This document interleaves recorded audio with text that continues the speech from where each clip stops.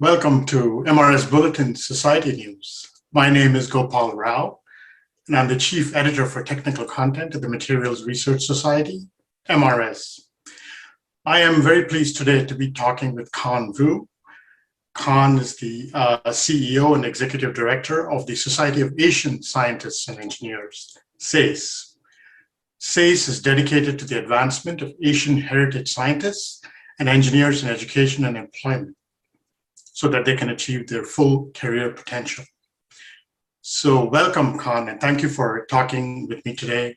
And today we will be discussing scientists and engineers of Asian heritage and ancestry. And I, of course, happen to be one of them, as well as their role in the scientific and industrial enterprise and their position in the global community. So first, Khánh, what is the mission of SASE, and can you describe how and why SASE was founded, and perhaps describe some of your activities today? Well, Gopal, thank you very much for having me on the MRS podcast and video here. SASE was founded in 2007. We're a 501c3 nonprofit. Our mission is to prepare leaders, celebrate diversity, and give back to the community. One of the main challenges of Asians in the workplace is around leadership. We know that Asians are very strongly representative in the entry level, but they are not represented well in the management and particularly in the executive level. And so I think some of the challenges around that, around cultural behaviors, and how we were taught and what values we had and how it manifests in the behaviors that may not translate behaviorally to a US and particularly a British-based cultural system. So we can talk more about that. And so that's one of the reasons why SASE was founded. We had humble beginnings. We started with a few chapters. We're over 100 chapters now. We have one of the largest Asian American gatherings in the United States with over 3,000 folks at our convention. We have professional training, ERG support, executive leadership forum. We have a women's conference coming up in June because we know that women have a special double-bind challenge that they have to tackle in the workplace, both being Asian and being female. So those are some of the activities that we're doing, and we'll talk more about it in these upcoming questions. So thank you. That is very impressive. I was looking at your website and some of the things you do, and it's very, very impressive how much you've achieved since you were founded. The Materials Research Society, MRS, has about 45% of its members actually based outside the United States, a significant fraction of which is based in Asia, actually. But more broadly, we have many members of Asian heritage working outside of Asia and as part of our membership. So I guess a general question is, are there universal issues that affect scientists and engineers of Asian heritage globally, beyond the United States? Definitely. I think Asian heritage gives you that commonality, but definitely if you grow up in India, China, other places in Asia, there are different cultures and behaviors that you're expected to follow, both in the corporate world, at home, and in the United States it's different too. So even though we share a foundation of some cultural, whether it's food, celebrations, some history and some behaviors, how we develop them and how we act are a function of our environment. So one of the things that we talked about a lot is cultural agility, right? Every country has its own cultural uniqueness, and every company has its own culture. And when you work with folks from different countries and also from different companies, you have to be aware of what that cultural differences are. So when you communicate, for example, in Japan, when your boss says something, for the most part, you just say yes. You don't question them. You don't ask, you don't say, well, what about this option? In the United States, we're expected to question, to ask, to understand why. And so even though the respect of authority is both there, how we demonstrate that, particularly in a Japanese company in Japan versus a Japanese company like Toyota in the United States, are totally different, right? And so I think for all folks, particularly Asian folks, is to understand and have that awareness, that cultural agility is your behavior is being translated through a cultural lens, whether that's a national cultural lens or a company cultural lens, what type of leadership they look for. So I think we have to understand that. And one of the things I found that's very helpful, Hofstadter is a cultural anthropologist. He's developed a model of national cultural dimensions that you measure cultural identity through. So that helps me understand a little bit about how, people of certain nationalities look at certain things. Of course, I grew up in the US, so I'm not quite Vietnamese, but then I'm not quite mainstream America. So I straddle both cultures. So that's something that I think in the long term will help me. And it has helped me because I'm culturally agile. I can see both sides. That is very interesting to hear and resonates very much with me. I'm in a similar situation, except that I came to this country as a graduate student. So I have a slightly stronger tie with my country, India, back home, I guess. But the issues resonate very much with me. Of course, the term Asian scientist and engineer is very broad and obviously includes people from different countries and backgrounds. So do you think it's fair to say that there are issues that affect all Asians equally, or is this also sort of specific to country of origin or ethnicity? One of the struggles, at least in the US, is to put, all Asians under the term Asians. And I think it does disservice to the Asians because we represent over 50 countries, 100 languages. And so we bring different, value system, different foods, different behaviors to the United States. And so I think we need to recognize that different countries are different countries and they have their own language, they have their own celebration. They do share some commonalities, right? One recent report in Harvard here, the Harvard Business School, mentioned that among Asians, South Asians have done better in the leadership and management role because, and this is not a formal theory, but we believe based on the research we've done, and particularly Dennis Sirotsu, retired vice president at Procter & Gamble, talks about that the colonial history of South Asia, because of the British influence, because their influence on the language of English, and also on their education system, where debate and arguing and putting your ideas out in the public space is valued, where more of the Eastern culture, Confucius cultures, do not value the debate aspect as much. And so that's why one of the reasons why South Asians have made it to the pinnacle of Microsoft, Google, Pepsi-Cola, things like that. So that explains some of that differences. But, when we look at some of the prejudice and stereotypes, South Asians actually are more, especially after 9/11, have received more of the hate and the anti-racist. Again, the Sikh community that was recently, targeted.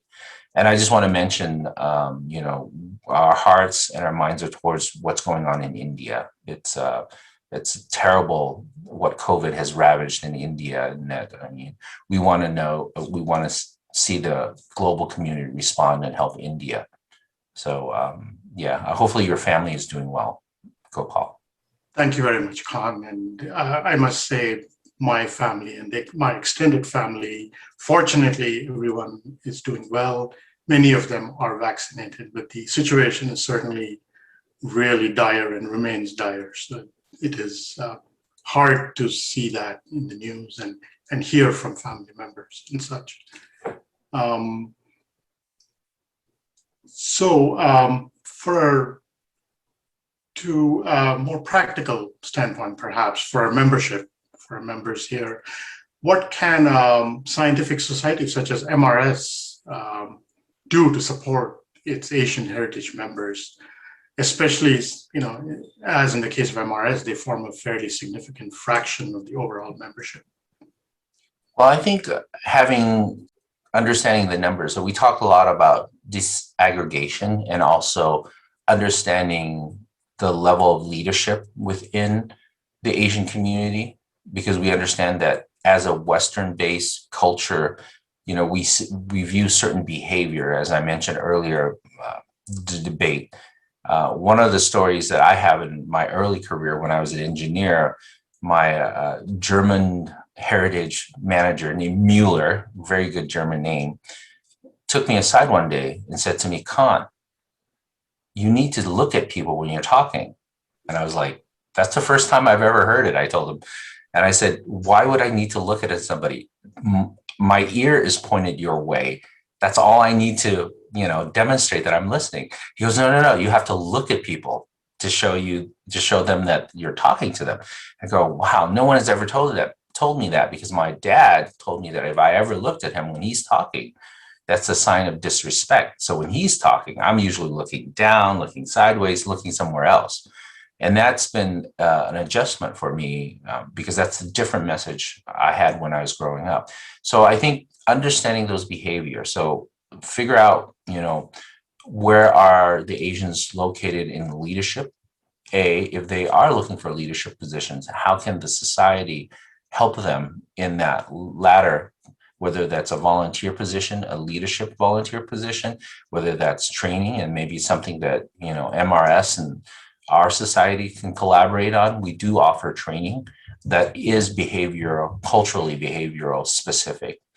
And education with non-Asian folks to understand that just because you're quiet doesn't mean that you don't have a thought, and doesn't mean that you're leading. Maybe you're processing, maybe you're trying to figure things out on a very complex level and trying to take everybody's position into consideration. So I think those things, understanding your numbers, understanding your members, have conversations about leadership. Our folks not being promoted, our folks not getting the exposure they need, our folks needing skills-based education, behavioral understanding and cultural understanding, both for Asians and for our allies. We believe that the Western culture could use Asian leadership, our more thoughtfulness, calm under pressure. We're not reacting all the time. We're very thoughtful and really considerate of people's, positions, and really consider them rather than jumping to our own conclusion and just going with that. So those are some of the things I think that MRS could look into, and obviously that'd be a partnership with SASE on some of those. Yeah, I know that the MRS leadership, both the headquarters leadership as well as the volunteer leadership, both are very interested in doing more to support our Asian heritage members in the community. So this is all very useful information, and I know we are doing some of those things. So, and then my next question was again relating to whether MRS and SASE could do things together to help materials researchers of Asian heritage, help them succeed in their career. And I think you answered a little bit of that in your response there. Yeah, I think both organizations can be aware of each other's members. And, I wonder if many of our students understand what material research is. It probably is a wide breadth of opportunities and careers and technical paths that I'm pretty sure our young folks, because we're made mostly of collegiate right now. We're having more professional engagement, but it's still mainly collegiate and young professionals. So I think those educated in the ways of MRS can share their experience, their career paths, opportunities with our younger folks. We can definitely do collaborative events. SASE is doing trainings. MRS and SASE can really push the needle on diversity, particularly in this age of Asian hate in the United States and North America. and around the world. I think that we need to recognize that there is power in coming together. There is power in supporting each other, and that all these stereotypes and anti-hate, that Asians need to speak up. And so, MRS and SASE and today's video cast here is one way of solidarity, of coming together. Yeah, outstanding. I couldn't agree more. I will also say that I noticed that SASE, of course, has a number of chapters at different universities, and so does MRS. We have our student chapters at many universities, and there might be opportunities there for the two to somehow interact and interface. And then segueing from your last remark about hate, especially in the United States, there has been a recent spike in crimes against Asian Americans and those of Asian descent. And the recent shootings in Atlanta in March is just one example, of course. And there are all these numerous reports of violence against individual Asian Americans, especially in the Bay Area, that we hear about. But I wanted to focus that down a little bit and see how has that affected Asian scientists and engineers, do you think? And is there anything that we as professional scientific societies could do to respond? Yeah, thanks for highlighting that, because I think it's something that is long overdue. We know that the anti-Asian hate and the biases and the stereotypes have been around. And that this last year, because of COVID and the pandemic and the language around that, has increased the amount of hate. Regardless if you're a scientist or engineers, I have parents who are older, and at the height of the hate and the violence, my siblings and I called our parents and said, "Hey, mom and dad, don't go shopping, right? Don't go out in public. We're more than happy to go and pick up the food or order, Uber Eats or something like that for you," because we're concerned. So from a basic human level, I think those who have family in areas where we see the rise in anti-Asian hate and the violence, we're concerned. We're worried about our young folks. We're worried about going out in public. So I think empathy, even if, I'm in Colorado, in Denver in particular, and we've seen a rise, not as much as you mentioned, in San Francisco or the East Coast, New York, things like that. I think we need to have more empathy, all of us. And given the time of COVID, their stress levels have gone up, everyone. And so I think as a leader, as human beings, we need to be more empathetic. And that also means that we have to understand each other, culturally, education, being awareness. And being aware, that means we have to fight the stereotypes, the implicit bias. I get asked once in a while, "Where are you from?" "No, I'm from Denver." No, where are you really from, right? Or I'll get compliments on, "Hey, your English is really well." I've been here for over 40 years. Yes, I'm not, I wasn't born in the United States, but it doesn't mean I can't speak English, right? And so I think those type of cultural awareness, and helping each other and, supporting each other. And we did a bystander training about 2 weeks ago. So if you see Asian hate, if you see things, I think we need to respond. Sometimes, as scientists and engineers, we tend to be introverts in general, and I'm one of them, is we tend to be quiet and ignore it and not try to create problems for ourselves. But I think we're beyond that. I think we're in the days where we have to speak up. We have to come together. And if we see events like that, then we have to say something. We can't just keep it in our own little shell anymore. And I think there is power when we come together. And so those are some of the things that, we might not think that it affects us, but I think it affects, engineers and scientists as human beings, as citizens of the world, and also stereotypes. We can't let those stereotypes and implicit bias continue. We need to speak up. And I think there's a really watershed moment in the United States here, particularly, and I think in Canada too, that we're raising the awareness among all folks, not just Asians, our allies, that this is an issue and that they should and come and help us with empathy, with their education, and they need to speak up when they see something wrong. Yes, absolutely. That was excellent, and I couldn't agree more with those sentiments. So this has been a fascinating conversation, and I really appreciate this. So let's end with on a positive note. On your website, I saw a recent, really fascinating interview of actor Daniel Day Kim, who played an astronaut and research biologist in the movie Stowaway, which now appears on Netflix, I believe, and astronaut Leroy Chow, who is a real-life NASA astronaut. So what can Asian heritage scientists and researchers do to support and help each other? At the end of the interview, Daniel Day Kim said something, and he said, if you had the good fortune to ascend, don't forget to send the elevator back, you know. And that's one of the reasons I actually, work at SASE, is that's my opportunity to send the elevator back to the younger generation.